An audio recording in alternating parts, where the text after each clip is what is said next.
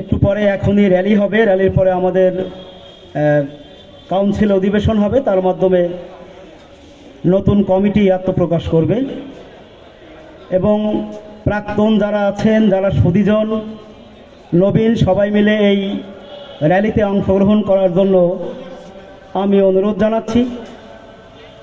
আমি কেন ছাত্র ইউনিয়ন করেছিলাম শুধু একটু কথাই বলবো। এইখানে আমি যখন বিসিএসের জন্যে পড়তে শুরু করেছিলাম,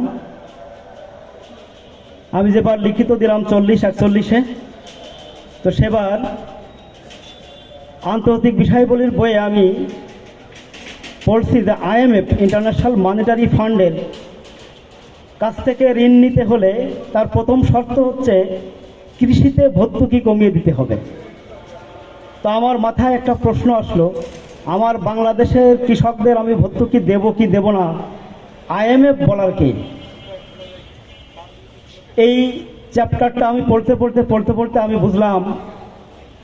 তারপর আমি দেখতে পেলাম আমার দেশের শিক্ষা ব্যবস্থা নিয়ন্ত্রণ করে বিশ্ব ব্যাংক, আমার দেশে বেকার তৈরির কারখানা কাদের ছত্রছায়ায় পায়তারাই হচ্ছে, সেটা ওই চ্যাপ্টারটা পড়ার মাধ্যমে আমি বুঝতে পারলাম।